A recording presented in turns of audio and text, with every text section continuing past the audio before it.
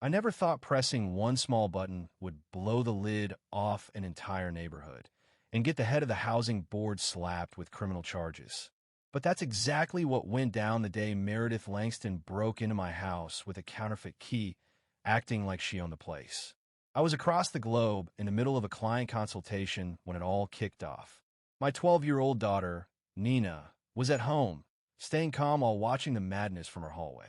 What Meredith didn't realize was that our home security system recorded everything, and those clips would eventually take her down.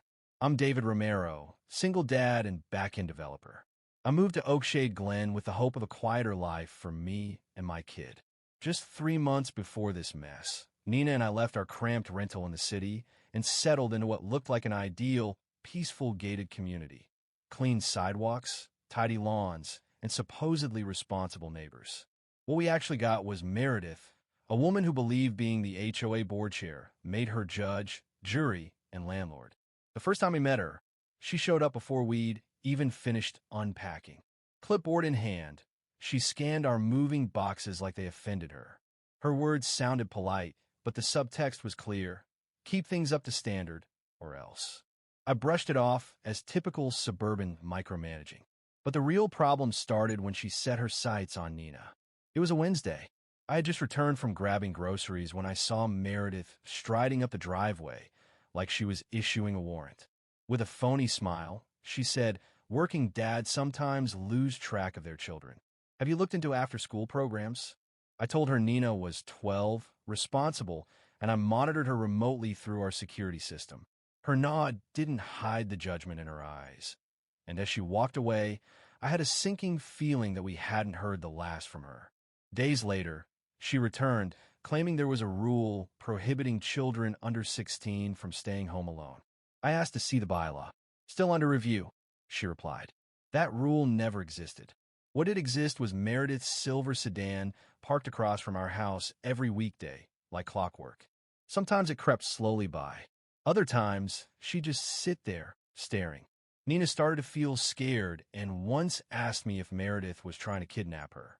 That was when we began collecting evidence, time-stamped photos, doorbell cam clips, written logs.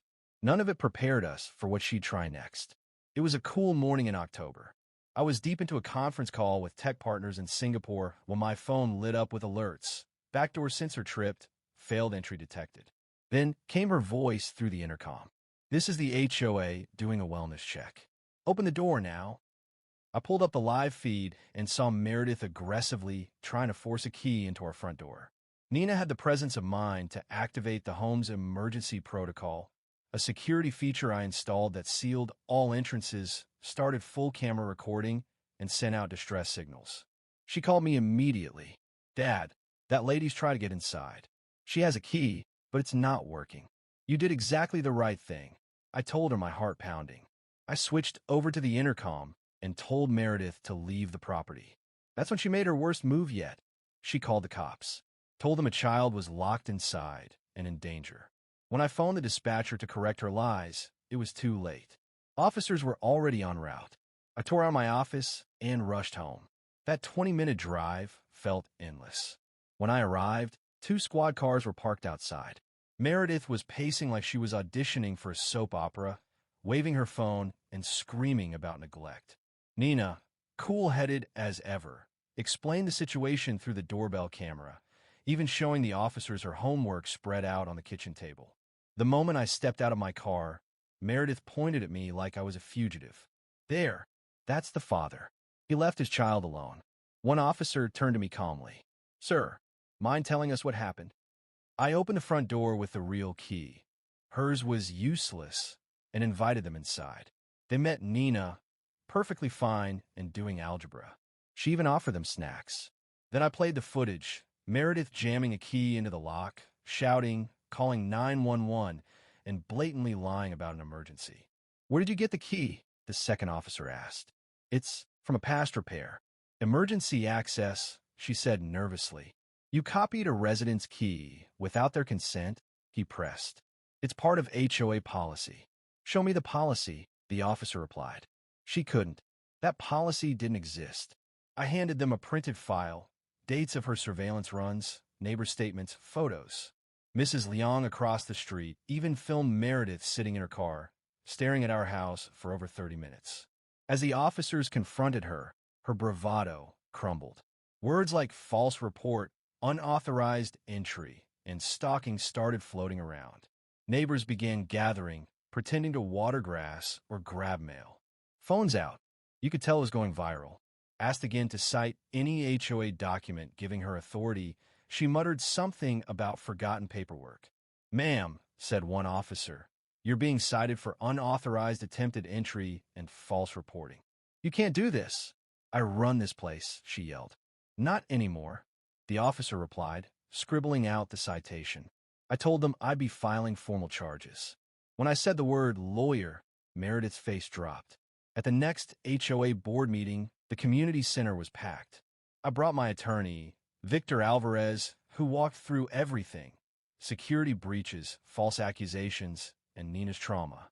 When Victor brought up the illegal key duplication, even Meredith's own allies couldn't defend her. Records proved she tried to push a policy through months ago and was denied. She went rogue. The board voted unanimously to remove her. Meredith stood up and hissed, "You'll regret this." I was the glue here. No one responded. She walked out into total silence. It didn't stop there. She was fined $5,000 for abusing emergency services, charged with trespassing and unlawful surveillance, and had her real estate license put on hold. We filed a harassment and emotional damages suit and won.